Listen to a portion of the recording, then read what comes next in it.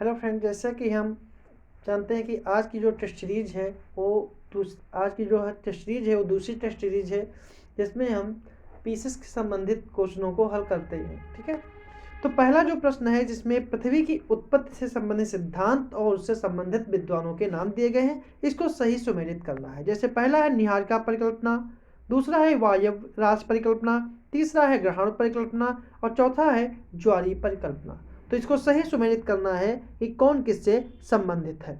तो इसका सही मिलान जो होगा वो है निहारिका जो परिकल्पना है वो लप्लास ने दी थी।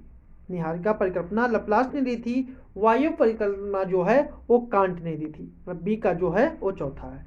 ग्रहण परिकल्पना जो है वो चैम्बरलिन और मोल्टन ने दी थी, इसका ए ऑप्शन। और ज्वारी परिकल्पना जो है वो जीन्स और जेफरीज ने दी थी। इस प्रकार जो सही आंसर जो हमारा है वो हमारा डी ऑप्शन होगा, इसलिए इसका सही आंसर डी है। अगला प्रश्न है कि बिग बैंग सिद्धांत के संबंध में कौन सा कथन असत्य है। पहला है यह ब्रह्मांड की उत्पत्ति से संबंधित है, दूसरा यह परिघटना लगभग 1307 अरब वर्ष पहले हुई थी, तीसरा है इस सिद्धांत के अनुसार ब्रह्मांड को निर्मित करने वाले सभी पदार्थ एकाकी परमाणु के रूप में एक स्थान पर स्थित थे, और चौथा है आरंभ में इनका आयतन अधिक था और तापमान और घनत्व शून्य था। तो इसमें कौन सा जो है कथन वो असत्य है। तो सही जो आंसर है वो आपका डी है। ठीक है, क्योंकि बिग बैंग सिद्धांत जो है वो सर्वमान्य है और जिसका जो बिग बैंग सिद्धांत जो है वो दिया था लेमेंतेयर ने यह सिद्धांत दिया था। अगला प्रश्न है भीतरी ग्रह पाए जाते हैं पृथ्वी, बृहस्पति और शनि ग्रहों के बीच, सूर्य और क्षुद्र ग्रहों की पट्टी के बीच, पृथ्वी और सूर्य के मध्य, या फिर इनमें से कोई नहीं।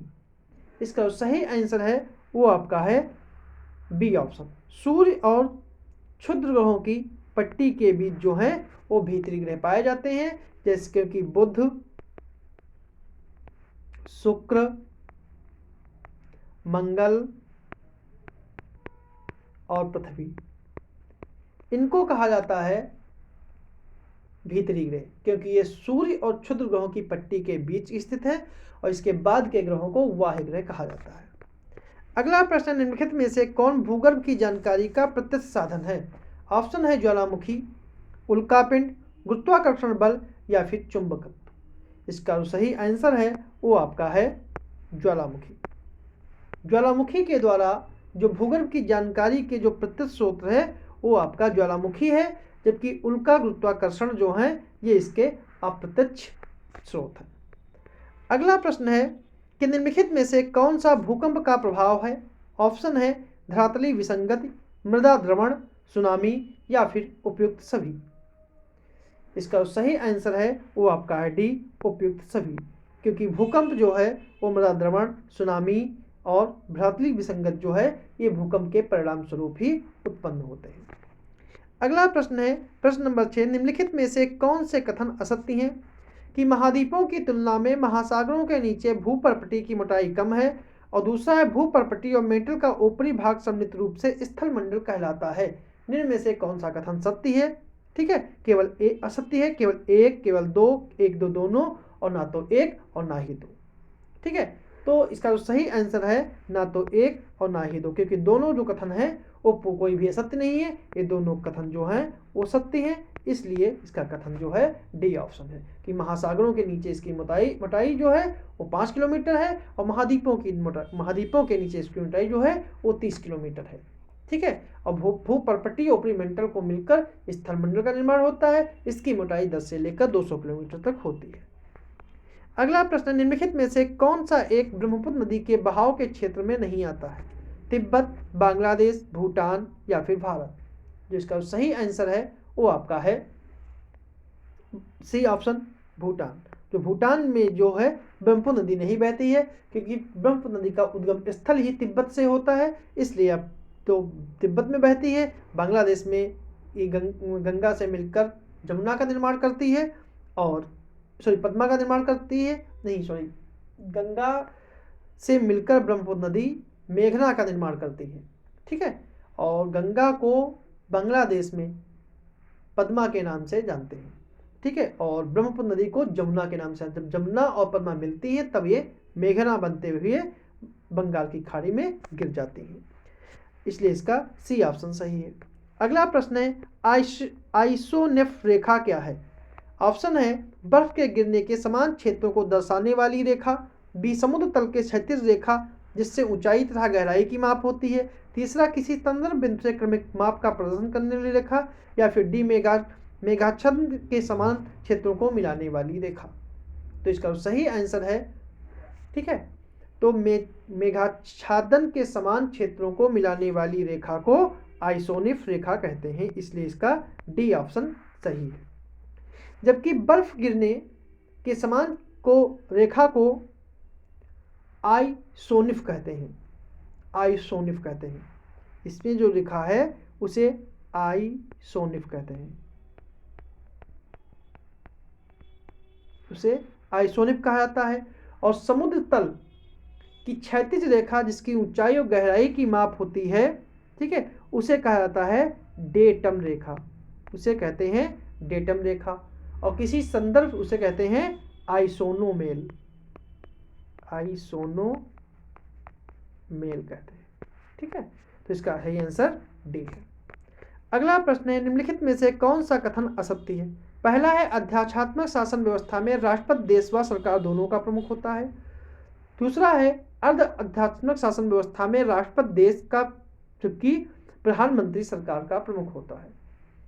तो इसमें जो सही आंसर है वो है केवल एक, केवल दो, दोनों या दोनों नहीं। तो इसका सही आंसर है दोनों, क्योंकि दोनों कथन जो हैं वो पूर्णतया सत्य है। अगला प्रश्न है कि नीचे दिए गए कथन है, एक को कथन और दूसरे को कारण कहा गया है। पहला है कि भारत में एकीकृत न्यायिक प्रणाली की व्यवस्था है, और दूसरा है भारत में अलग स्तर से प्रांतीय स्तर के न्यायालय नहीं है। तो इसका सही आंसर है कि कूट के आधार पर चयन करना है। तो इसका जो है कि ए आर कथन दोनों सही हैं, ए आर कथन दोनों सही हैं, और ए जो आर है वो कथन की सही व्याख्या करता है कि भारत में एकीकृत न्याय प्रणाली है और भारत में अलग से प्रांतों के लिए कोई न्यायालय नहीं है। संविधान में एक ही न्यायपालिका है जो 3 भागों में बटी हुई है, सर्वोच्च न्यायालय, उच्च न्यायालय और जिला न्यायालय। अगला प्रश्न है कि भारत के संविधान में न्यायपालिका की स्वतंत्रता बनाए रखने के लिए कौन सा उपाय है? पहला है न्यायाधीशों की नियुक्ति के मामलों में विधायिका को सम्मिलित न करना, दूसरा न्यायाधीशों को कार्यकाल निश्चित होना, तीसरा न्यायालय की अवमानना के दंड की व्यवस्था, या फिर उपरोक्त सभी। तो इसका सही आंसर है वो है डी ऑप्शन, उपरोक्त सभी। अगला प्रश्न है सार्वभौमिक मताधिकार से क्या आशय है? इसका पहला है देश के समस्त नागरिकों को चुनाव में वोट देने का अधिकार, दूसरा देश के समस्त वयस्क नागरिकों को चुनाव में वोट देने का अधिकार, तीसरा है केवल महिलाओं के चुनाव में वोट देने का अधिकार, उपरोक्त में से कोई नहीं। इसका सही आंसर है बी ऑप्शन, क्योंकि देश में समस्त वयस्क नागरिकों को चुनाव में देने के अधिकार को सार्वभौमिक मताधिकार कहा जाता है। अगला प्रश्न है first past the post system में वह प्रत्याशी विजयी घोषित किया जाए जिसे कुल मतों का बहुमत प्राप्त होता है, कुल मतों का 3/4 प्राप्त होता है, अन्य सभी प्रत्याशियों से अधिक मत प्राप्त होते हैं, उतनी प्रतिशत सीटें प्राप्त हों जितनी प्रतिशत उसे वोट मिलते हैं। तो इसका सही आंसर है 13 का सी, कि अन्य प्रत्याशियों से अधिक मत प्राप्त होते हैं। अगला प्रश्न है कि निम्नलिखित में से कौन सी अर्थव्यवस्था एडम स्मिथ के हस्तक्षेप के सिद्धांतों पर कार्य करती है? ऑप्शन है समाजवादी, मिश्रितवादी, उदारवादी, या फिर इनमें से कोई नहीं। इसका सही आंसर है वो आपका है उदारवादी, ठीक है, कि जहां आर्थिक गतिविधियों पर राज्य का न्यूनतम नियंत्रण होता है और निजी क्षेत्र अधिक प्रभावी और स्वतंत्र होता है, उसी को उदारवादी व्यवस्था कहते हैं, और इसे पूंजीवादी व्यवस्था भी कहते हैं। और यह अर्थव्यवस्था एडम स्मिथ के हस्तक्षेप के सिद्धांतों पर कार्य करती है। अगला प्रश्न है पूंजीवादी अर्थव्यवस्था के संदर्भ में निम्नलिखित कथनों पर विचार कीजिए कि कौन सा कथन सत्य है। पहला है इसमें उत्पादित वस्तुओं का विभिन्न वस्तुओं के बीच वितरण उनकी आवश्यकताओं के अनुसार होता है। दूसरा है इनमें उन्हीं उपभोक्ता वस्तुओं का उत्पादन होता है जिनकी बाजार में मांग होती है। कूट के आधार पर चयन करना है, केवल एक, केवल दो, न तो दोनों और न तो एक और न ही दो। तो इसका सही आंसर है बी, केवल दो, ठीक है। पहला है वो गलत है, क्योंकि इनमें सभी उपभोक्ता वस्तुओं का उत्पादन होता है जिनकी मांग बाजार में होती है, ठीक है। और वितरण विभिन्न व्यक्तियों के बीच उनकी आवश्यकता के अनुसार होता है। ठीक है, अगला प्रश्न है कि नीचे दिए गए दो कथन है और इसमें कथन और कारण के बाद जैसा है। पहला कथन है कि स्वतंत्रता पश्चात कृषि में समानता लाने के लिए भू सुधारों की आवश्यकता हुई, और दूसरा है इसके मुख्य उद्देश्य जोतों के स्वामित्व में परिवर्तन लाना था। कूट के आधार पर इसे चयन करना है कि कौन सा कथन सही है। तो इसका सही जो आंसर है वो आपका है ए और कथन दोनों सही है, लेकिन इसकी व्याख्या नहीं है करता है, इसलिए इसका बी ऑप्शन सही है। अगला प्रश्न है अर्थव्यवस्था में संरचनात्मक सुधार के संदर्भ में निम्नलिखित कथनों में कौन सा कथन सत्य है कि संरचनात्मक सुधार एक दीर्घकालिक उपाय के रूप में होते हैं, और दूसरा है इनका उद्देश्य अर्थव्यवस्था की कुशलता को सुधार कर देश की अंतर्राष्ट्रीय स्पर्धा क्षमता को बढ़ाना होता है। केवल एक, केवल दो, दोनों या दोनों नहीं। तो इसका सही आंसर जो है वो आपका है सी, इसके दोनों कथन जो हैं वो पूर्णतया सही है। ठीक है, इसकी संरचनात्मक सुधार दीर्घकालिक उपाय है। ठीक है, और अंतर्राष्ट्रीय स्पर्धा क्षमता को बढ़ाना इसका मुख्य उद्देश्य होता है। इसीलिए सरकार ने 1991 में उदारीकरण, निजीकरण और वैश्वीकरण की नीति अपनाई थी। अगला प्रश्न है कि सांकेतिक सिक्का से क्या तात्पर्य है। पहला, वह अंकित मूल्य है धात्विक मूल्य से अधिक होता है, वह जिसका धात्विक मूल्य अंकित मूल्य से अधिक होता है, वह जिसका अंकित मूल्य धात्विक मूल्य के बराबर होता है, या फिर इनमें से कोई नहीं। तो इसका सही आंसर है कि वह अंकित मूल्य जो धात्विक मूल्य से अधिक होता है। इसका ये ए ऑप्शन सही है। अगला प्रश्न है कि निम्नलिखित में से कौन सी एक पारिस्थितिकी दबाव की इकाई है। ऑप्शन है बार, नॉट, जूल या फिर ओम। इसका सही है कि पारिस्थितिकी दबाव की इकाई जो है वो बार होती है। ठीक है, जो नॉट है वो समुद्री गतिकी है, ओम विद्युत प्रतिरोध की है, जूल ऊर्जा की है, ऊर्जा या कहें या फिर कार्य कहें। ठीक है, और बार जो है वो पारिस्थितिकी दबाव की इकाई है। अगला प्रश्न निम्नलिखित पर विचार कीजिए। कृषि में निवेश, कार्यस्थल प्रशिक्षण, स्वास्थ्य में निवेश, प्रवसन या सूचना, इनमें से कौन मानव पूंजी निर्माण के स्रोत हैं। तो इसका सही आंसर है उपरोक्त सभी, जो सभी हैं वो पूंजी निर्माण के स्रोत हैं। अगला प्रश्न है नीचे दिए गए कथन के अनुसार एक को कथन और दूसरे को कारण कहा गया है। पहला है चोलों के विषय में हमें पूर्ववर्ती राजवंशों की अपेक्षा काफी अधिक जानकारी प्राप्त है। दूसरा, चोल शासकों के इतिहासकारों द्वारा प्रतिदिन अपनी विजय गाथाओं को लिखवाया जाता था। इसका सही आंसर है सी ऑप्शन। सी ऑप्शन इसका सही आंसर है। ए सही है, ठीक है, लेकिन आर गलत है। ठीक है, अगला प्रश्न है कि निम्नलिखित में से किस यात्री ने भारतीय राजाओं को बौरा कहा है। ऑप्शन है मार्को पोलो, अल मसूदी, सुलेमान या फिर इब्न बतूता।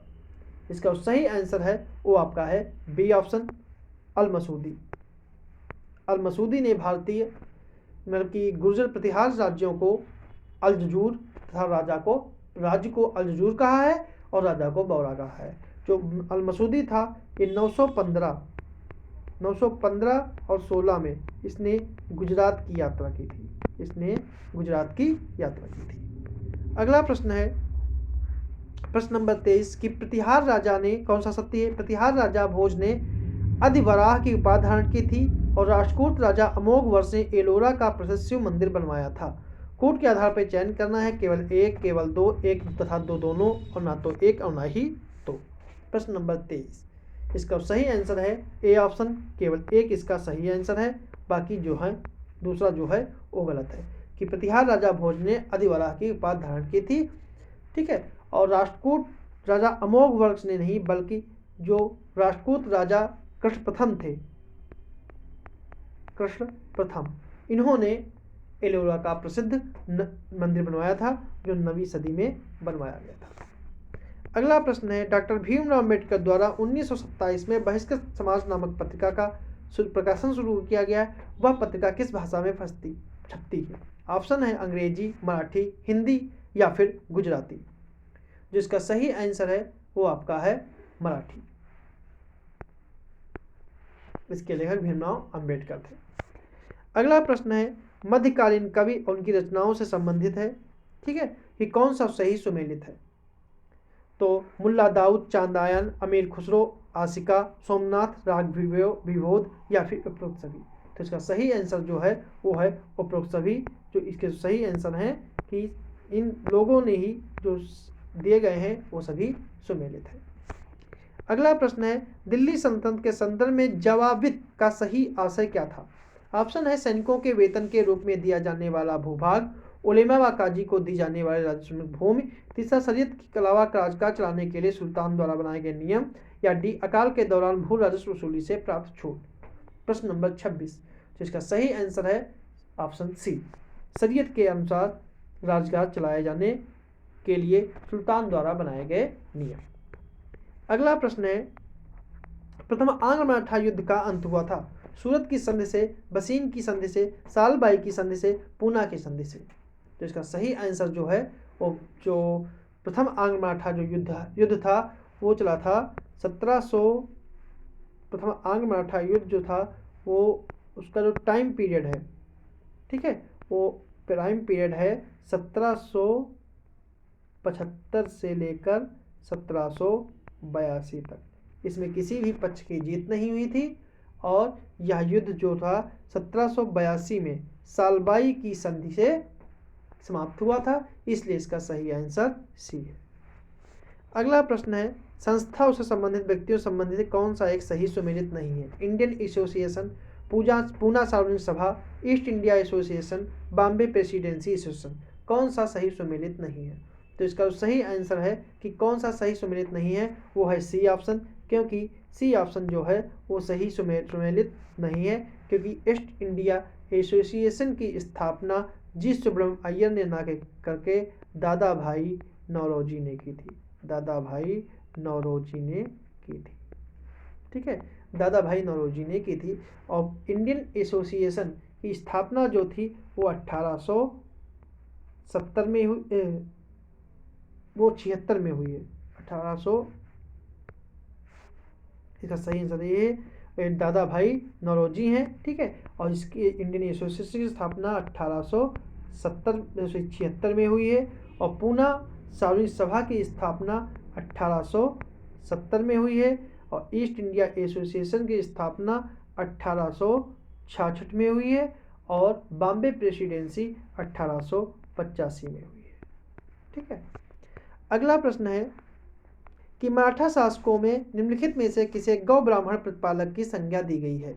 ऑप्शन है बाजीराव प्रथम, बाजीराव द्वितीय, छत्रपति शिवाजी या फिर राजा राम। तो इसका सही आंसर जो है वो है आपका गौ ब्राह्मण प्रतिपालक की जो है वो शिवाजी को दी गई है, छत्रपति शिवाजी, इसलिए इसका सी ऑप्शन सही। इनका जन्म जो हुआ था 20 अप्रैल 1621 को शिवनेर की पहाड़ी दुर्ग में हुआ था। अगला प्रश्न, निम्नलिखित में से कौन से प्रवास के प्रतिकर्ष कारकों में शामिल है? प्रतिकूल जलवायु, प्राकृतिक विपदाएं, बेरोजगारी, शांति और स्थायित्व। इसका सही आंसर है वो आपका है 1, 2, 3, ठीक है। शांति और स्थायित्व जो है वो प्रवास के में शामिल नहीं है। ये जो 3 तथ्य जो हैं वो प्रवास के लिए कारकों में गिने जाते हैं। अगला प्रश्न है कि निम्नलिखित युग्मों में से कौन सा एक सही सुमेलित नहीं है? Toronto, Ontario, Chicago, Michigan, Duluth, superior, Detroit, Huron. तो इसका सही आंसर जो है, सही आंसर नहीं है वो आपका डेट्रॉयट है, क्योंकि डेट्रॉयट ह्यूरॉन झील के किनारे नहीं है, ठीक है। डेट्रॉयट जो है वो आपका इरी झील के किनारे है। डेट्रॉयट जो है वो अमेरिका में इरी झील के किनारे है, बाकी जो हैं वो अन्य सुमेलित हैं। अगला प्रश्न है, ओप्सोमीटर का प्रयोग किया जाता है क्षेत्रफल मापन में, दिशा मापन में, दूरी मापन में या फिर प्रवणता मापन में? तो इसका सही जो आंसर है वो आपका है सी ऑप्शन में। सी ऑप्शन है दूरी मापन में। जो ओप्सोमीटर का प्रयोग है उसका प्रयोग मानचित्र में किया जाता है। मानचित्र में टेढ़ी मेढ़ी लाइनों की दूरी ज्ञात करने में किया जाता है। अगला प्रश्न है, निम्नलिखित में से कौन सा एक स्टेशन पार साइबेरियन रेल मार्ग पर स्थित है? ऑप्शन है चिता, कजान, मास्को या फिर उपयुक्त सभी। तो इसका सही आंसर है कि पार साइबेरियन रेल मार्ग पर स्थित है वो है उपयुक्त सभी। अगला प्रश्न है कि नीचे दिए गए दो कथन हैं, इसमें से कथन और कारण पर है कि परिवहन की मांग जनसंख्या के आकार से प्रभावित होती है और दूसरा जनसंख्या का आकार जितना बड़ा होगा परिवहन की मांग उतनी अधिक होगी। तो कूट पे आधार पे चयन करना है। तो इसका जो सही आंसर है वो है ए आर कथन दोनों सही है और ए आर की सही व्याख्या करता है, इसलिए इसका ए ऑप्शन सही है। अगला प्रश्न है कि निम्नलिखित में से किस एक व्यापारिक जलमार्ग को बृहद ट्रंक मार्ग भी कहते हैं। ऑप्शन है भूमध्य सागरीय मार्ग, उत्तरी अटलांटिक समुद्री मार्ग, उत्तरी प्रशांत समुद्री मार्ग, दक्षिणी प्रशांत समुद्री मार्ग। जो इसका सही आंसर है वो है भी उत्तरी अटलांटिक समुद्री मार्ग जो है इसे बृहद ट्रंक मार्ग भी कहते हैं। अगला प्रश्न है मैक्सिको की खाड़ी में स्थित तेल के कुओं से अमेरिका के उत्तर पूर्वी राज्यों में तेल के परिवहन हेतु किस एक पाइपलाइन का प्रयोग किया जाता है। ऑप्शन है big inch pipeline, Comecon pipeline, Nord Stream pipeline या फिर टैप लाइन। तो इसका सही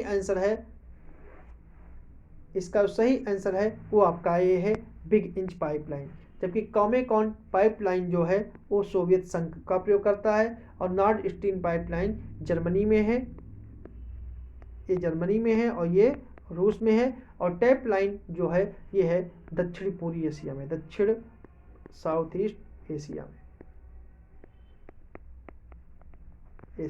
ठीक है। अगला है कि क्षारीय भूमि सुधारक के रूप में प्रयुक्त होने वाला रसायन कौन सा है। ऑप्शन है calcium carbonate, calcium sulphate, calcium oxide या सोडियम ऑक्साइड। जिसका सही आंसर है वो आपका भी कैल्शियम सल्फेट। कैल्शियम सल्फेट के द्वारा क्षारीय भूमि को सुधार किया जा सकता है। कैल्शियम सल्फेट या जिप्सम की आवश्यकता होती है, ठीक है। अगला प्रश्न है कि निम्नलिखित में से किस एक संगठन general agreement on the trade off tariff के उत्तराधिकारी के रूप में कार्य करता है। ऑप्शन है विश्व व्यापार संगठन, IMF, एशियन डेवलपमेंट बैंक या फिर संयुक्त राष्ट्र संघ। तो इसका सही आंसर है वो है विश्व व्यापार संगठन WTO। इसकी स्थापना जो है वो 1 जनवरी 1995 को हुई थी, ठीक है। और यह द्वितीय विश्व युद्ध के बाद IVA general agreement on the tariff के उत्तराधिकारी के रूप में कार्य करता है। अगला प्रश्न है निम्नलिखित में से दो कथन दिए गए हैं और एक कथन है दूसरा कारण है कि पहला है भारत में ब्रिटिश साम्राज्य का संस्थापक रॉबर्ट क्लाइव माना जाता है और प्लासी युद्ध के विजय द्वारा उसने ब्रिटिश साम्राज्य की नींव रखी। तो इसका सही आंसर है कि ए आर कथन दोनों सही हैं, ठीक है, और ए आर कथन दोनों सही हैं, ठीक है, और इसकी सही व्याख्या करता है। अगला प्रश्न है कि चतुर्थ आंग्ल मैसूर युद्ध के संदर्भ में निम्न से कौन सा एक कथन असत्य है। पहला है इस युद्ध में टीपू सुल्तान मारा गया। यह 1799 अंग्रेजों तथा टीपू सुल्तान के बीच हुआ। इस युद्ध में विजय के बाद अंग्रेजों ने मैसूर को अपने साम्राज्य में मिला लिया और इस युद्ध के समय गवर्नर जनरल लॉर्ड वेलेस्ली था। तो इसका सही जो आंसर है जो कौन सा असत्य है वो आपका है सी ऑप्शन इसका जो है वो गलत है, क्योंकि इन्होंने अंग्रेजों ने मैसूर को अपने राज्य में ना मिलाकर बल्कि मैसूर की गद्दी को अपने पुराने को अड़ियार वंश के शासक के हाथों में सौंप दिया। अगला प्रश्न है निम्नलिखित में से कौन सा सही सुमेलित नहीं है। सिंध का विलय, पंजाब का विलय, नागपुर का विलय या फिर अवध का विलय। इसका सही आंसर है जो सुमेलित नहीं है वह आपका है डी ऑप्शन, अवध का विलय। अवध का विलय जो 1848 में नहीं हुआ था, इसका विलय हुआ था 1856 में, इसलिए इसका सही आंसर जो है वो डी होगा। अगला प्रश्न है सूची को संस्था उसकी स्थापना सुमेलित करना है और कूट के आधार पर चयनित करना है कि आर्य समाज की स्थापना कब हुई, वेद समाज कब हुई, प्रार्थना समाज की कब हुई और देव समाज की कब हुई। तो इसका सही मिलान होगा वो है आर्य समाज की स्थापना जो है वो 1875 में हुई, वेद समाज की स्थापना 1864 में हुई, प्रार्थना समाज की स्थापना 1867 में हुई और देव समाज की 1888 में हुई। तो इसका सही आंसर जो होगा ए होगा 1 2 3 4, ठीक है। आर्य समाज की स्थापना दयानंद सरस्वती ने की, वेद समाज की स्थापना केशव चंद्र सेन और धारू नायडू ने की, प्रार्थना समाज की शिव नारायण अग्निहोत्री ने की और देव समाज की स्थापना आत्माराम पांडुरंग ने की। अगला प्रश्न है कि निम्नलिखित में से एक महाभारत के तेलुगु अनुवादों के लिए विख्यात नहीं है। ऑप्शन है कंबन, नन्नय, टिक्कन या फिर एरेरन। तो इसका सही आंसर है रन्नन, टिक्कन, एरेरन जो है वो तेलुगु साहित्य में कवि के रूप में है और 11वीं शताब्दी में महाभारत में तेलुगु अनुवाद का कार्य नन्नय ने प्रारंभ किया था और इसे टिक्कन और एरेरान ने 13वीं और 14वीं शताब्दी में पूरा किया था। तो इसका सही आंसर जो है वो आपका है कंबन। कंबन जो है वो महाभारत से संबंधित नहीं है। अगला प्रश्न है, कालक्रम के अनुसार निम्नलिखित घटनाओं में कौन सी सबसे पहले घटित हुई थी? ऑप्शन है बाल गंगाधर तिलक का निधन, भारतीय राष्ट्रीय कांग्रेस का अमृतसर अधिवेशन, रॉलेट एक्ट विधेयक का पास होना और जलियांवाला बाग नरसिंहा। तो इसका सही आंसर है कि रॉलेट विधेयक जो रॉलेट विधेयक पास हुआ था वो आपका हुआ था मार्च 1919 में। बाल गंगाधर तिलक की मृत्यु हुई थी 1920 में। भारतीय जो अधिवेशन हुआ था वो हुआ था 1919 में, दिसंबर 1919 में, ठीक है। और जलियांवाला जो हुआ था वो 13 अप्रैल 1919 को हुआ था, ठीक है। तो इसका जो सही आंसर होगा वो आपका होगा सी सबसे पहले रॉलेट एक्ट विधेयक पास हुआ था, ठीक है। अगला प्रश्न है, गांधी इरविन समझौता कब हुआ? 5 मार्च 1932 को, 5 मार्च 1931 को, 26 जनवरी 1931 को या फिर 26 जनवरी 1930 को? इसका सही आंसर है 5 मार्च 1931 को, ठीक है। इसे ही दिल्ली पैक्ट कहा जाता है और इसे गांधी इरविन समझौता भी कहते हैं, ठीक है। अगला प्रश्न है, निम्नलिखित कथनों में कौन सा सत्य है कि ग्राम सभा स्थानीय नागरिकों की आम सभा होती है और ग्राम पंचायत ग्राम सभा से ऊपर होती है? इसका सही आंसर है, ठीक है, इसका सही आंसर है वो आपका है सी, ए और दोनों कथन सही है। अगला प्रश्न है कि निम्नलिखित में से कौन सा एक कार्य भारत के चुनाव आयोग द्वारा नहीं किया जाता है? ऑप्शन है मतदाता सूची का निर्माण का रखरखाव, निर्वाचन क्षेत्रों का परिसीमन, चुनाव की अधिसूचना जारी करना, आचार संहिता का निर्माण करना। इसका जो सही आंसर है वो आपका है सी, चुनाव की अधिसूचना जारी करना। चुनाव की अधिसूचना जारी करना राज्यपाल के द्वारा, विधानसभा के मामले में राज्यपाल के द्वारा की जाती है और संसद के मामलों में राष्ट्रपति द्वारा की जाती है, ठीक है। बाकी सारे कार्य जो हैं वो चुनाव आयोग के द्वारा होते हैं। अगला प्रश्न है, राज्य विधानसभा में विधानसभा की कुल सदस्य की 1/3 सदस्य हैं, लेकिन उनकी संख्या कितने से कम नहीं हो सकती? 60, 40, 50 या 30? इसका सही आंसर है वो है 40 कि विधानसभा की अधिकतम संख्या विधानसभा के 1/3 से अधिक नहीं होगी, लेकिन 40 से कम भी नहीं होगी। अगला प्रश्न है, राष्ट्रपति कानूनी मामलों में भारत सरकार को सलाह देने के लिए महान्यायवादी के पद पर किसी ऐसे व्यक्ति नियुक्त करता है जिसके पास उच्च न्यायालय का न्यायाधीश बनने की योग्यता हो, उच्चतम न्यायालय का न्यायाधीश बनने की योग्यता हो, उच्चतम न्यायालय का बनने की योग्यता हो या फिर किसी भी विधि का विधि विशेषज्ञ हो? तो इसे कौन सा कथन सही है? इसका सही आंसर जो है भी कि वह उच्चतम न्यायालय का न्यायाधीश बनने की योग्यता रखता हो, उसी को महान्यायवादी बनाएगा। और संविधान के अनुच्छेद 76 में महान्यायवादी पद का प्रावधान है और उसे किसी भी सदन में बोलने और भाग लेने का अधिकार है, लेकिन मत देने का अधिकार नहीं है, ऐसा अनुच्छेद 88 में कहा गया है। अगला प्रश्न है, कवक के संदर्भ में निम्नलिखित कथनों में से कौन सा सत्य है? कवक अपना भोजन मृत और अपघटित जैव पदार्थों से प्राप्त करते हैं। दूसरा है, कवक में क्लोरोफिल पाया जाता है। तो इसका सही आंसर है केवल ए, केवल दो, दोनों या दोनों नहीं। तो इसका सही आंसर है केवल ए, केवल एक इसका सही आंसर है, ठीक है। दूसरा कथन जो है वो गलत है, क्योंकि कवक अपना भोजन मृत और अपघटित जैव पदार्थ से प्राप्त करते हैं और इनमें क्लोरोफिल नहीं पाया जाता है। तो ये थे आज के हमारे 50 प्रश्न।